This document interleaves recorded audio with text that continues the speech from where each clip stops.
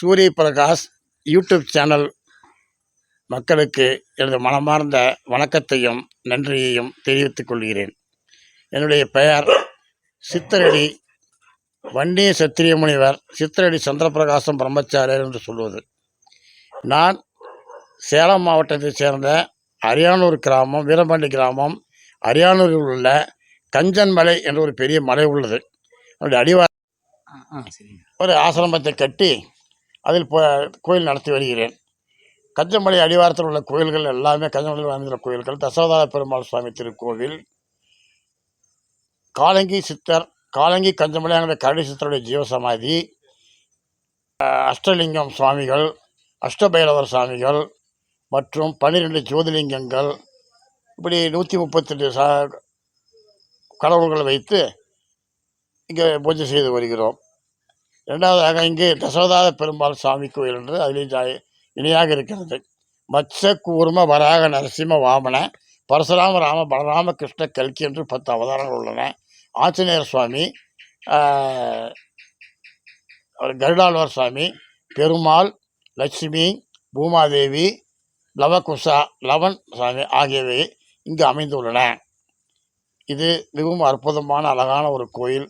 YouTube சேனலை சேர்ந்த திரு சூரிய பிரகாசம் அவர்கள் கண்டுபிடித்து வந்து இப்போ என்கிட்ட பேசிகிட்டு இருக்கிறாரு. இரண்டாவதாக இந்த கோயிலில் காலங்கி கஞ்சமலையான கரடி சித்தருடைய ஜீவசமாதி அமைந்துள்ளது. பக்கத்திலே அவருடைய குருநாதர் ஆகிய வடிவேலன் என்ற முருகனுடைய சாமி அமைந்துள்ளது. திருநந்தி தேவர், சிவமுனி, பதஞ்சலி, வியாக்கரபாதர், திருமூலர், மாலங்கன், இந்திரன், சோமன், பிரம்மன், கந்துரு, உரித்திரன், காலாங்கி, அகோரர், மாளிகை தேவர், நாதாந்தர், பரமானந்தர், போகர், புலிப்பாணி என்று 18 சித்தருடைய சிலைகள் வைக்கப்பட்டிருக்கின்றன. அஷ்டலிங்கம் 8 லிங்கங்கள் திருவண்ணாமலை கிரீட பாதையில் இருக்குதுங்களே, இந்த அஷ்டலிங்கம் வாயுலிங்கம், குபேரலிங்கம், வர்ணலிங்கம், யமலிங்கம், நைருதிலிங்கம் என்று 8 லிங்கங்கள் இருக்கின்றன. முன்னோர்களால் ஏற்பட்ட சாபத்தீடுக்கு அது 8 முறை நீங்கள் சுற்றி வந்தீங்கன்னாக்கா உங்களுக்கு சிறப்பான முறையில் அது நீங்கிறதுக்கு வாய்ப்புகள் நிறையா இருக்குது. மாதம் வருகின்ற தேய்பிறை அஷ்டமி என்று மாலை 6 to 9 மணி வரைக்கும் இங்கே விசேஷ பூஜை நடைபெறும். பூஜைக்கு நீங்கள் எந்த ஒரு பொருளும் வாங்கி வர வேண்டிய அவசியம் இல்லை. எந்த விதமான கட்டணமும் செலுத்த வேண்டிய அவசியம் இல்லை. முற்றிலும் உங்களுக்கு இலவசமாக தோஷங்கள் நீக்க ஏற்பாடு செய்யப்படுகிறது. வணங்கி செல்லலாம். அதே மாதிரி கோயில் அரியானூரிலிருந்து ரயில்வே ஸ்டேஷன் வழியாக பாலத்தை தாண்டி மேலே வரும் பொழுது சுமார் 108 அடி உயரமுள்ள விஸ்வரூப ஆஞ்சநேயர், உலகிலே மிகப்பெரிய ஆஞ்சநேயர். அது மலை மேல் உள்ள கரியபெருமாள் சாமியை வணங்குவதாக இருக்கும். அது ஒரு விசேஷமானது. அதை தாண்டி வந்த உடனே காலங்கி கஞ்சமலை கடைசித்தர் ஆசிரமம் இருக்கிறது.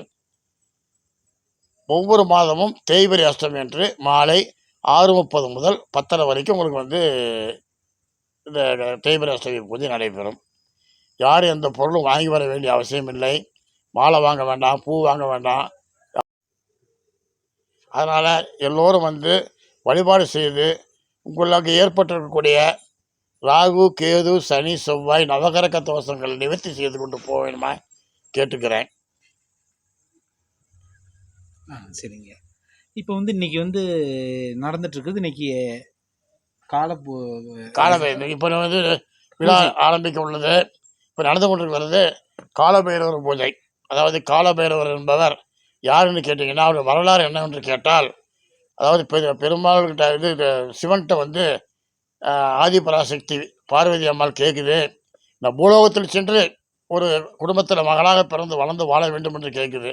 வேண்டாம், நீ ரொம்ப கஷ்டப்படும் சொல்லி சிவன் சொல்ல, அதையும் மீறி தட்சன் என்பவருக்கு மகளாக பிறந்து சிவகைலாயம் சென்று அடைந்து விடுகிறது. தட்சன் தான் சிவனோட பெரியவன், பெருமாள் நமக்கு மருமகனாகுது, ஆதிபராசக்தி நமக்கு மகளாகுது அப்படின்னு சொல்லிட்டு மிகப்பெரிய யாகத்தை செய்கிறாப்புல. அந்த யாகத்தில் ஓம் நமோ நாராயணா என்றும் சொல்லவில்லை, ஓம் நமச்சிவை என்றும் சொல்ல கிடையாது, ஓம் விராட் விஸ்வ பிரம்மனே என்று பிரம்மனே சொல்ல கிடையாது. தட்சணாய நமக என்று அவர் சொல்லி யாகத்தை நடத்துகிறார். இது தவறு என்று கண்டித்து பார்வதி சொல்லுது, உன் புருஷன் பெரிய வேலையா சுடுகாட்டு சாம்பல் எடுத்த உடம்பெல்லாம் பூசிக்கிறாங்க கேவலமாக பேச, அந்த யாகத்தீயிலே விழுந்து அந்த அம்மா இறந்து விடுகிறது. அது கேள்விப்பட்டு வந்த சிவன் அந்த பார்வதியினுடைய பிணத்தை எடுத்து தன்னுடைய தலைமையில் வைத்துக்கொண்டு ருத்ரதானம் ஆடுகிறார். ருத்ரதானம் ஆடும் பொழுது நெற்றிக்கண் திறக்கிறது, கிரகங்கள்லாம் மாறுகிறது. அப்போ பெரும்பாலும் சொல்கிறாரு, மாமா வேண்டாம், மச்சனம் தானே, மாமா வேண்டாம், நெற்றிக்கண்ணை திறந்தீங்கன்னா கிரகங்கள் மாறினா மனித வாழ்க்கையில் மாறிப்போன்னு சொன்னாலும் கேட்கல. கண்ணு திறந்து ஒரு சொட்டு கண்ணு தண்ணி முதல்ல கீழே விழுவுது. அதில் தான் வந்து காளியம்மன் மாகாளியம்மன் பிறக்குது. 2வது சொட்டு தண்ணி கீழே பிறக்குது. அப்போ ஒரு மனிதர் பிறக்கிறாரு. இப்படி பிறந்த உடனே பெருமாள் வரையும் சொல்லி பார்க்குறாரு, கேட்கல. தன்னிடம் இல்லை சக்கராயத்தை எடுத்து ஏவி விடுறாரு. ஏவி விடும் பொழுது அந்த இடத்துல வந்து அந்த அம்மனுடைய பிணம் 64 துண்டுகளாக பூலோகத்தில் விழுவுது. காசியில் விழுது காசி விசாலாட்சி, காஞ்சியில் விழுது காஞ்சி காமாட்சி, மதுரையில் வருது மதுரை மீனாட்சி. அப்படி 64 துண்டுக்கு 64 அம்மன் சாமிகள் உற்பத்தி ஆகின்றன. 64 அம்மன் சாமி உற்பத்தி ஆகுது. 64 பேருக்கு காவல் காக்க வேண்டிய கடமை இருக்கிறதுனால 64 பைரவராக இவர் உற்பத்தி ஆகிறாரு. அதில் சிவபெருமான் அதில் சிறந்த பைரவர்களை 8 பேர் எடுத்து இங்கே வைக்கப்பெருமான் தன்னுடைய பார்வதியினுடைய பிணத்தை தலைமையில் தூக்கி வைத்து கொண்டு உத்திரதானம் ஆடும் பொழுது நெற்றிக்கண்ணை தரிக்கிறார் அல்லவா, அப்பொழுது ஒரு சொட்டு கண்ணீர் கீழே விழுது. அதில் வீரபத்திரன் சாமி என்னுடைய குலதெய்வம் அது, அவர் பிறக்கிறாரு. அடுத்து வந்து இன்னொரு சொட்டு கண்ணுத்தண்ணி கீழே விழுவுது. அப்போ பிறக்கிறதா மாகாளி, 8 கை மாகாளி இல்லைங்களா. வீரபத்திர சாமி என்ன பண்ணுறாரு, அங்கே அம்மா இந்த மாதிரி எரிச்சு செத்து போச்சுன்னு சொல்லிட்டு அப்படியே எல்லாத்தையும் விட்டு தலையை விட்டு துவம்சம் பண்ணி யாகத்தை அழித்து விட்டு நேராக இமயமலைக்கு போயிடுறாரு. இமயமலை சென்று அங்கே ஒரு ஆசிரமத்தை கட்டி தவம் இருக்கிறாரு. ஆனால் காளி அடங்கவில்லை. 8 கைக்கு 8 ஆயத்தை எடுத்துக்கிட்டு விசிறிக்கிட்டே போகுது எல்லாத்தையும். ஆனால் குதிரை மனசு எல்லாத்தையுமே உஜ்ஜயினி சென்டர் ஆஃப் இந்தியா அங்கே போய் நிற்குது. அப்போ தான் உலகமே அழிஞ்சு விடும் தருவாயில் வந்து சிவனும் சக்தியும் திரும்ப உருவத்தோடு போய் அம்மா காளி அடங்கு, இது வந்து ஒரு பைரவர்கள் உருவாத்துக்கான நாடகம் தானே தவிர வேறு எந்த சப்ஜெக்டும் கிடையாதுன்னு சொல்லி அடங்குது. அப்புறம் போட்டு போனோம்னா ஐஸ்வர்ய கலாச்சாரம் கிடைக்குமா நமக்கு காசு எடுத்து போடணும். ஓம் நமச்சிவாய, ஓம் நமச்சிவாய, ஓம் நமச்சிவாய, ஓம் நமச்சிவாய, ஓம் நமச்சிவாய, ஓம் நமச்சிவாய, ஓம் நமச்சிவாய, ஓம் நமச்சிவாய, ஓம் நமச்சிவாய, ஓம் நமச்சிவாய, ஓம் நமச்சிவாய, ஓம் நமச்சிவாய, ஓம் நமச்சிவாய, ஓம் நமச்சிவாய, ஓம் நமச்சிவாய, ஓம் நமச்சிவாய, ஓம் நமச்சிவாய, ஓம் நமச்சிவாய, ஓம் நமச்சிவாய, ஓம் நமச்சிவாய. அவ்வளோதான், இனிமேல் தண்ணி கரெக்ட்.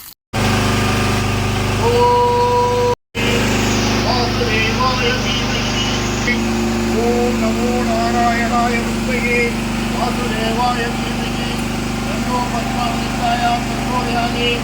ஓம் நமோ நாராயணாய வித்மஹே வாசுதேவாய தீமஹி தன்னோ பத்மாவதித்யாயாம் பிரச்சோதயாத். ஓம் நமோ நாராயணாய வித்மஹே வாசுதேவாய தீமஹி தன்னோ நாராயணாய தேவம் இருந்தால் பஞ்சாத்பூதம் ஆதாரம் சர்வவித்யானாம் லட்சுமி ஐகிரி உபாஸ்மயே. ஓ நமோ பகவதே வாசுதேவாய சர்வத்ரயாமஜகர்த்தாய சர்வாமேனாய ஸ்ரீமதாய அதாய ஸ்ரீ மகாவிஷ்ணுவே நமக. ஓ நமோ நாராயணாய நமக. ஓம் நமோ கோவிந்தா.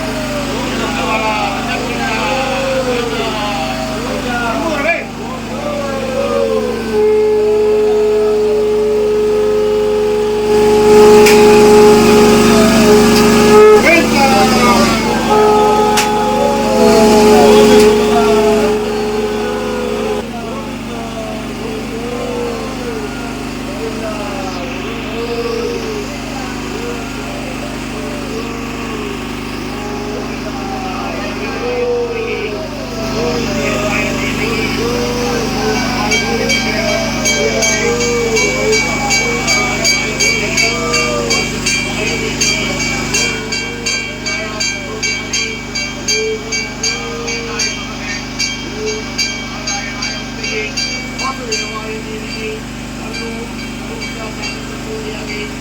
திருச்செந்தூர் முருகனுக்கு ஆவணிமுடி முருகனுக்கு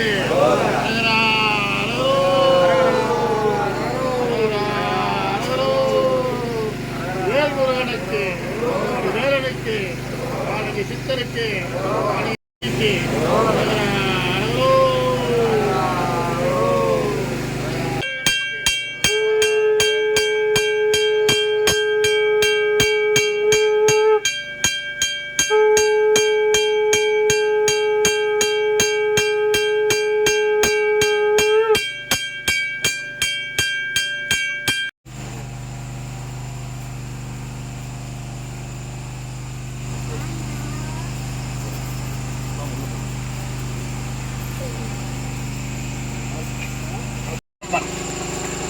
தென் மாநிலங்களில் ரொம்ப பிரசித்தி பெற்ற சாமி இது. நம்ம தமிழ் சேலம் மாவட்டத்தில் பச்சையம்மன் சொல்கிறோம். பச்சையம்மன் சொல்கிறது சரிங்களா. இது பேச்சியம்மன் தான் மிக அம்மன் சாமியிலே மிகவும் உயர்ந்த சாதனை பேச்சியம்மன் தான். சொல்லி வந்து பாருங்க தெரியும். இந்த காலகட்டத்தில் முதல் பூஜை இதுக்கு தான் இந்த கோயிலில். ஓம் சக்தி பராசக்தி சொல்லுங்க. ஓம் சக்தி பராசக்தி, ஓம் சக்தி பராசக்தி, ஓம் சக்தி பராசக்தி, ஓம் சக்தி பராசக்தி, ஓம் சக்தி பராசக்தி, ஓம் சக்தி பராசக்தி, ஓம் சக்தி பராசக்தி, ஓம் சக்தி பராசக்தி, ஓம் சக்தி பராசக்தி, ஓம் சக்தி பராசக்தி. பேய் பிசாசு பில்லி சூனிய ஏவல் கண்பிச்சி ஓம்பல் சகலமும் இது அடக்கம். அதனாலதான் இது காவு கொடுக்கறது. ஒரு பூசணிக்காய் காவு கொடுத்தா பூசணிக்காய் வந்து ஒரு எருமக்கடாய் சமம். எலுமிச்சம்பழத்தை காவு கொடுத்தா ஒரு ஆட்டுக்குட்டி சமம். தேங்காயை காவு கொடுத்தா ஒரு கோழிக்கு சமம். திணை கொடுத்து இந்த தோசைகள்லாம் இன்னைக்கு ஒரு சக்தி பேச்சை பண்ணி கெஞ்சி கேட்டுங்க. எந்த விதமான கஷ்டங்களுக்கு இருக்கக்கூடாது அப்படின்னு சொல்லி ஓம் சக்தி பராசக்தி, ஓம் சக்தி பராசக்தி, ஓம் சக்தி பராசக்தி, ஓம் சக்தி பராசக்தி, ஓம் சக்தி பராசக்தி, ஓம் சக்தி பராசக்தி, ஓம் சக்தி பராசக்தி, ஓம் சக்தி பராசக்தி, ஓம் சக்தி பராசக்தி, ஓம் சக்தி பராசக்தி, ஓம் சக்தி பராசக்தி, ஓம் சக்தி பராசக்தி, ஓம் சக்தி பராசக்தி, ஓம் சக்தி பராசக்தி, ஓம் சக்தி பராசக்தி, ஓம் சக்தி பராசக்தி.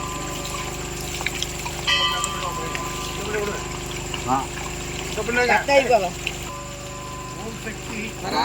சக்தி பராசக்தி, பராசக்தி, பராசக்தி, பராசக்தி, பராசக்தி, பராசக்தி, பராசக்தி, பராசக்தி, பராசக்தி. சீக்கிரமா பயன்படுத்த பராசக்தி, பராசக்தி, பராசக்தி, பராசக்தி, பராசக்தி, பராசக்தி, பராசக்தி, பராசக்தி, பராசக்தி, பராசக்தி, பராசக்தி, பராசக்தி, பராசக்தி. அது நைட்டு வந்து 11 மணிக்கு குளிச்சுட்டு பாருங்க.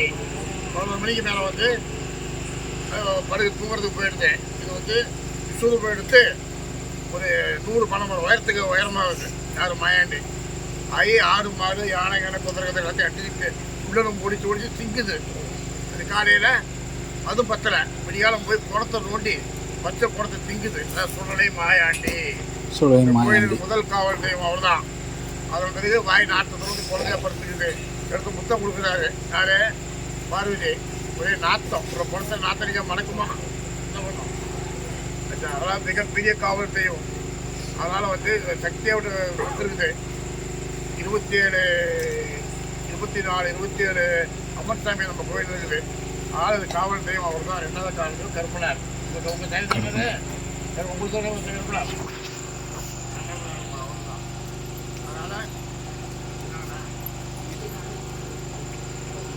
சுடலை மாடசாமி வந்து கன்னியாகுமரி கன்னியாகுமரி நாகர்கோவில் திருச்செந்தூர். ஓகேங்கண்ணா. அடுத்து இருக்கிறது இங்கே அரியாலூரில் ஆசனத்தில் இருக்காங்க கஞ்சமலையில். ஓகே ஓகேண்ணா. ஓகே.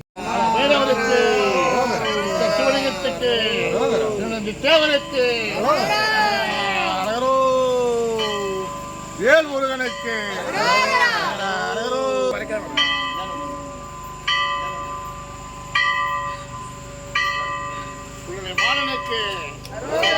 ஏற்பாடு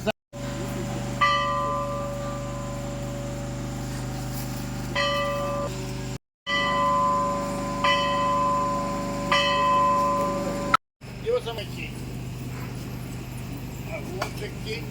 ஆனால் அவர் ஆதியடையும் அவருடைய மகன் அன்பழகன் எனக்கு வருவார். அவர் இன்னொரு மகன் செந்தில் வருவாப்புல. அன்பழகனோட ஓம் சக்தி, ஓம் சக்தி, ஓம் சக்தி, ஓம் சக்தி, ஓம் சக்தி, ஓம் சக்தி, ஓம் சக்தி, ஓம் சக்தி, ஓம் சக்தி, ஓம் சக்தி, ஓம் சக்தி, ஓம் சக்தி, ஓம் சக்தி, ஓம் சக்தி, ஓம் சக்தி, சக்தி, ஓம் சக்தி, ஓம் சக்தி, ஓம் சக்தி, ஓம் சக்தி.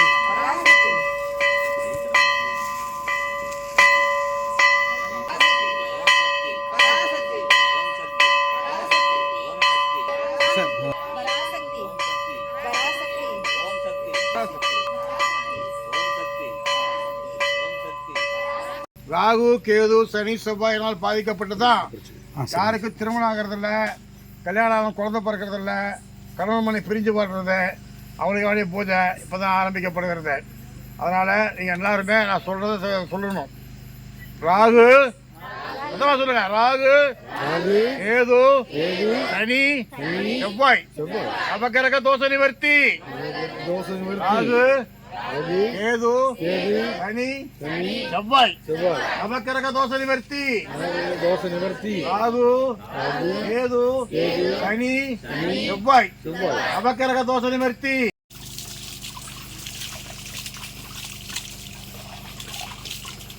இது தேய்கள் இன்னும் என்ன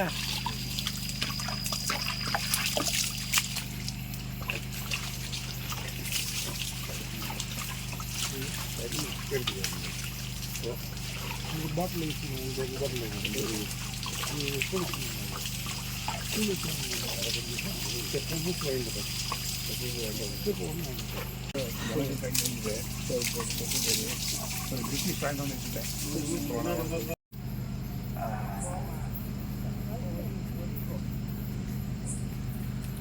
அபகரக தோஷ நிவர்த்தி.